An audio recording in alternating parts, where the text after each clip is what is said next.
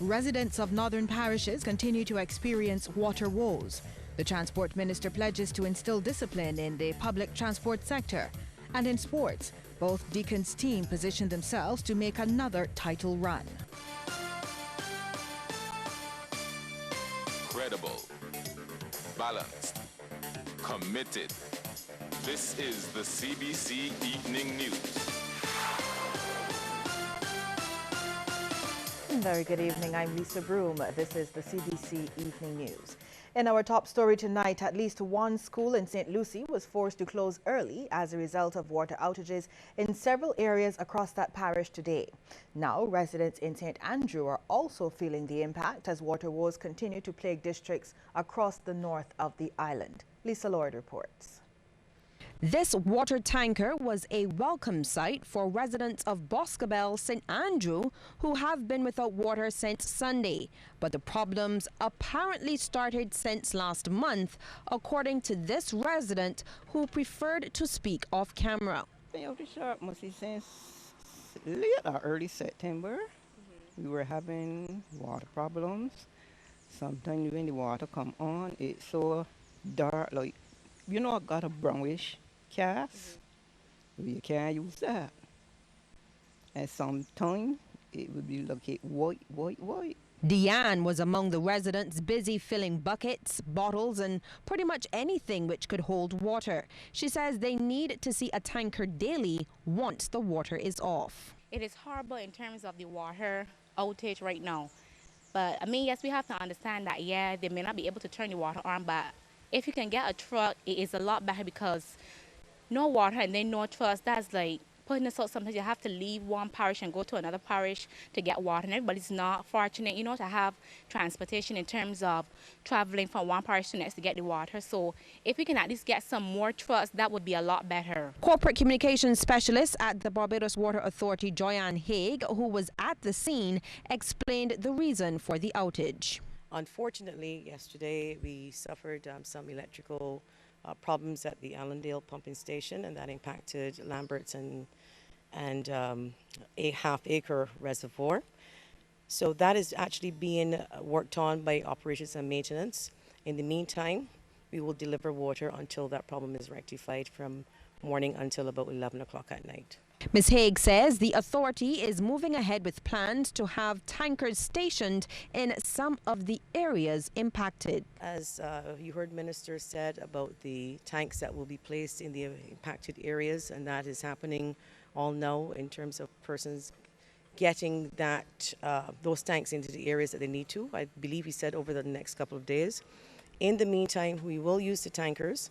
I've identified the farmers and persons who are vulnerable and schools and so on. We've done that, and of course we can't get to everybody at the same time, and I hope they do understand that we can't, but it's going to be a case of nursing homes, more vulnerable people first, other people we would do after. We can't get to everybody at the same time, but if you haven't seen a tanker, you can call the call center to get that tanker to your place. Over in Checker Hall, St. Lucie, residents were without water from yesterday. We found ourselves some water problems since yesterday about 4 o'clock. And this, yes, yesterday evening, and this is the first time that we see the truck. So that's about it. Well, Miriam Connell was sympathetic about the situation, saying she always stores water at home because she understands the hardships facing the authority. We don't have it that often. We just get it from yesterday. We get the problem, you know. We'll miss it because you want your water to clean yourself and, you know, do the other things that you would obviously do. But we can't get angry with you because I hear her, I think it was hours to today, trying to help us to see what is the problem, why it is, and everything. So I understand we will have problems. And with water tankers going into communities on a daily basis, Ms. Haig says this is also being used as an opportunity to train workers from the authority in how they should deal with customers who need the precious commodity. Lisa Lord, CBC News. Minister of Transport Michael Lashley says public safety is of high importance and his ministry is trying its best to instill discipline in the public transportation sector. His comments came during a public information meeting on the PSV Service Integration Pilot Project at the Commonwealth School Hall. Instilling discipline involves the owners, involves also the Transport Authority, the Ministry of Transport and Works, and also the owners, and also, of course, the members of the Royal Barbados Police Force, since they have to enforce the law under the Road Traffic Act. Minister Lashley has also insisted PSV operators wear their uniforms. I'm still seeing, like, end on this note, I'm still seeing operators out there with armhole shirts, slippers. I don't know if it's a majority or minority, but I'm still seeing some workers in uniform, but it is there on the statute, but it's there in the Road Traffic Act. That is mandatory that the worker or workers wear their uniforms.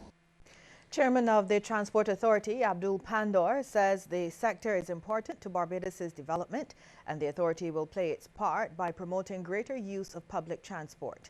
He says that body was set up to monitor the operations of the island's transport system and its work covers both the private and public sector operations. We want to promote the use of public transportation.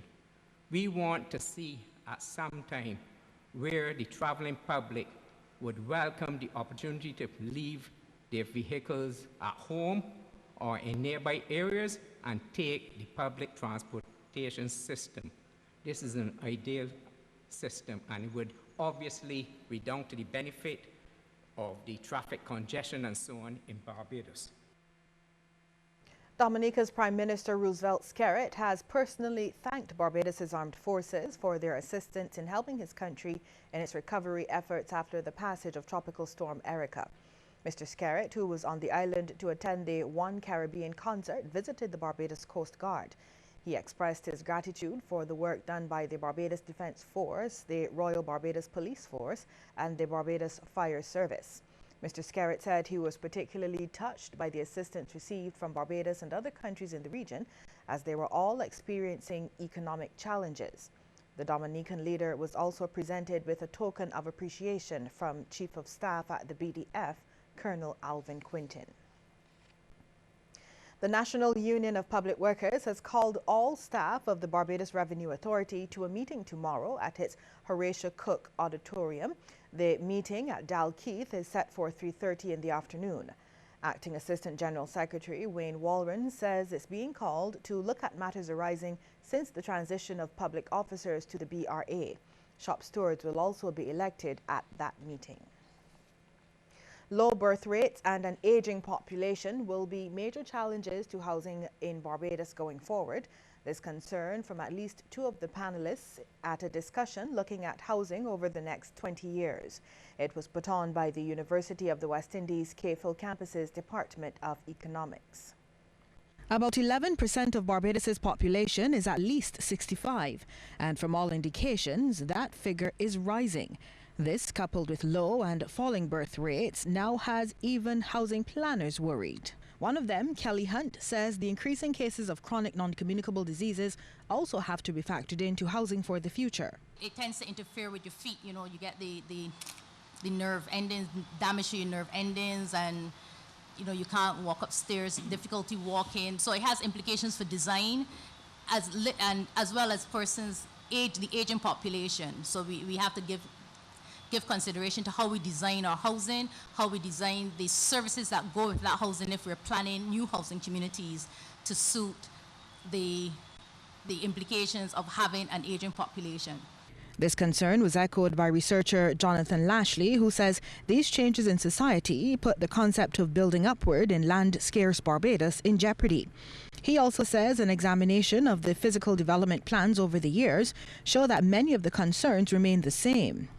2003 PDP amendment, some 20 years later, land availability coupled with dispersed low-density development. It speaks of 20,000 vacant lots in existing subdivisions, significant suburban residential development in dispersed rural areas, and a need to develop large tracts of vacant land in the urban corridor, infilling, and the development of community facilities and amenities. At the same time, Ms. Hunt is concerned about what she says is a lack of information on the quality of the 94,000 houses on the island. As a result, she's recommended a census be taken of the quality of the housing stock on the island. Vulnerability to the elements, vulnerability to storms, hurricanes, more recently earthquakes, because if the houses are very poor quality, they can't stand up, and that's where then we look to you see a lot of the economic implications of something like that because of the quality of the housing stock. The housing planner says the change from multi-generational family structures to an average two-person home means that more houses have to be found for the same number of people. Well, there is more news just ahead, but first we want to get your take on this question. Should Barbadians be given incentives to boost the birth rates? Text yes or no to short code 8111. We'll have the results at the end of the news.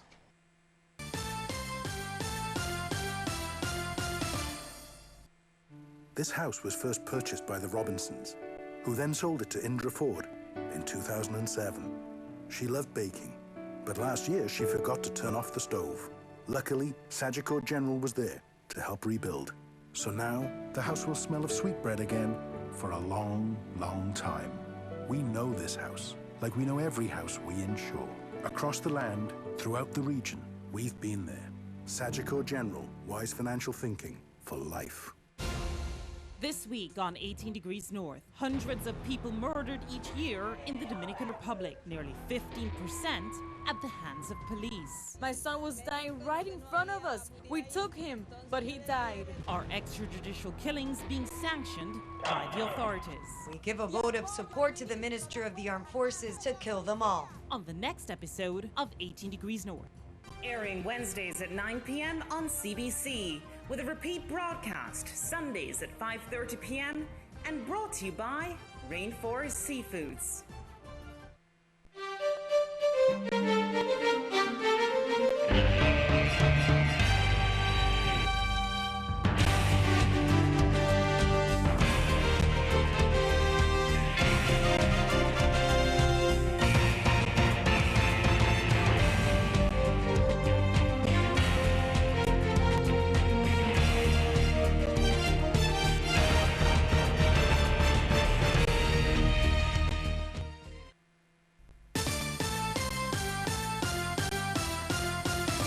The Barbados International Business Association has been telling young Barbadians about the many opportunities in the international business sector.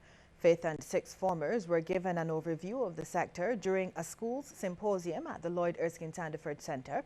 First Vice President of BIBA, Greg McConney, reminded the students they are now at a stage in their lives where they can make decisions that can shape their future. He told them international business does not take place behind closed doors. It's all around you.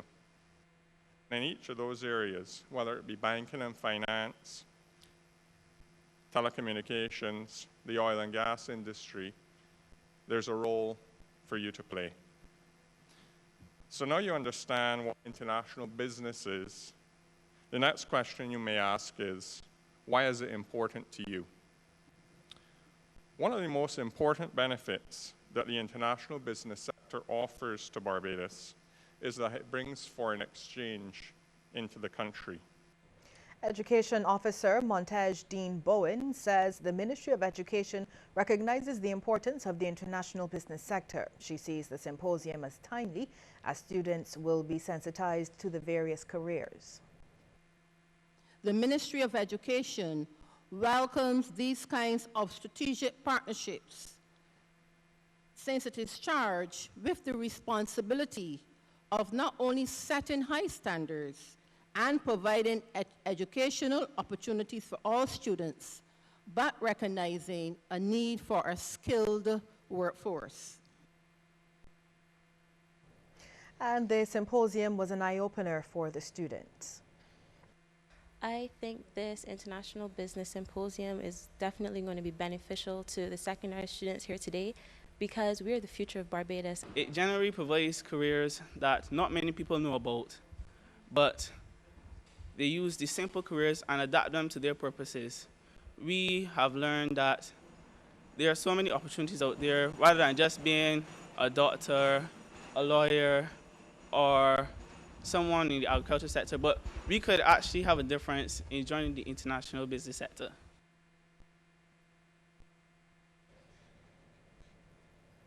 Well, the export earning sectors of countries like Barbados and those in the region must grow in order to earn the necessary foreign exchange. This foreign exchange, according to Minister in the Prime Minister's office, Senator Darcy Boyce, will then assist Caribbean economies in overcoming the low economic growth experienced in recent years. Senator Boyce shared the view as he addressed a regional workshop to conceptualize an export competitive index sponsored by the Caribbean Export Development Agency. Senator Boyce, who is also a chairman of the CARICOM Commission on the Economy, says the Export Competitive Index being constructed is vital to ensuring growth. He thanked the European Union for its support to Carib export in helping strengthen the import and export sector. All of our economies are very open to the rest of the world. For all of our economies, imports constitute a high percentage of gross domestic product. We need foreign exchange from exports to pay for these imports. Our economies are all small in world terms, and most are microeconomies. All of us have a high concentration of exports and only a few sectors or markets. A priori then, all our economies have a high vulnerability in respect of foreign exchange earnings. Meanwhile, Executive Director of Caribbean Export, Pamela Coke Hamilton, says a lack of data is hampering the measurement of competitiveness of Caribbean exports. She believes in order to facilitate competitive export growth, the region must begin to measure the various areas or systems that exist within the respective countries which either hinder or enable exporters. To put it into perspective, let's consider regional exporters such as the Grace Kennedy Group, which exports to North and South America, Africa, and the United Kingdom. While we're proud to see their products on shelves all over the world, have we considered how they have been able to successfully position themselves in foreign markets and maintain their competitive position? The same can be said for Banks Beer. How is it that these small companies, by global standards, are able to reach such wide markets? Factors such as their extensive experience and financial resources have, of course, played a role. But how have we, as BSOs and government representatives, contributed to their success, or have we? And head of the delegation of the European Union to Barbados, Ambassador Michael Barford, said the ability to export is critical now more than ever. Exports is about economic growth, and it's about employment, it's about balance of payments. So in the present global marketplace, exports of goods and services from small island development states, such as those of the Caribbean region, cannot compete in a traditional sense with the exporting giants of Germany, the United States, and China on parameters such as unit labor cost, inflation, productivity, infrastructure, and raw materials. Well, Barbados is to play host to the Regional Consultative Group for the Americas in December. The meeting will discuss a number of issues, including a report on the just concluded Financial Stability Board held in London late last month. The two-day meeting is expected to be attended by officials from Canada, the United States, and several Caribbean and Latin American states. Governor of the Central Bank of Barbados, Dr. Delal Worrell, attended the London meeting, which discussed the difficulties that some resident individuals and companies have encountered in their banking relationships and in setting up bank accounts for new clients. The FSB meeting received a preliminary report of an ongoing World Bank study of that problem. The World Bank is conducting a worldwide survey on this matter, to which Barbados and other Caribbean countries are contributing. A report will be presented at a RCCGA meeting on December 3rd. Now, even though the hurricane season is still upon us, rainfall on the island has remained scarce, with only brief intense downpours at times. But the heat has been creating an energy drain in most Barbadians. In this report, you'll hear an explanation for the high temperatures, tips on how to manage, and how Barbadians have been beating the heat. Has it felt as though you have been walking in a hot, scorching desert, no wind, no water? You may well have thought it was 50 degrees, but realistically, the highest temperature was recorded only over the last 3 days at 32 degrees Celsius. Just why has it felt so hot? We've not had any real significant shower activity from any of them, you see? So even though you have an above number of systems that have formed, we've not really had much of an impact from these systems with respect to the rainfall, right? So that is why at this point in time, we are well below average in terms of rainfall. That was Acting Deputy Meteorological Officer Claremont Williams, who says as hot as it has been, there isn't much more rainfall in store for Barbados in the immediate future. He also explains the night heat. We have found that with the number of systems that we've been experiencing for the months of, well, let's say for September alone, we had as many as 6 systems formed in the Atlantic, one after the other in relatively quick succession. And that was partly responsible for the fall off in wind speeds.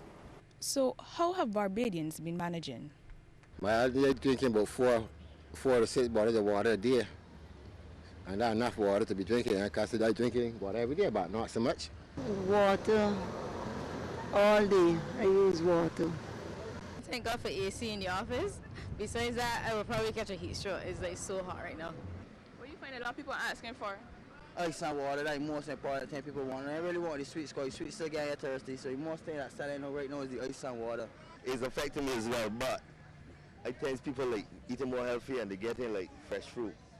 And pineapple, melon, bananas, apples, oranges, this year you're getting the sale of everything because people like eating healthy and it counteracting the heat. So just what can be done to keep from becoming dehydrated?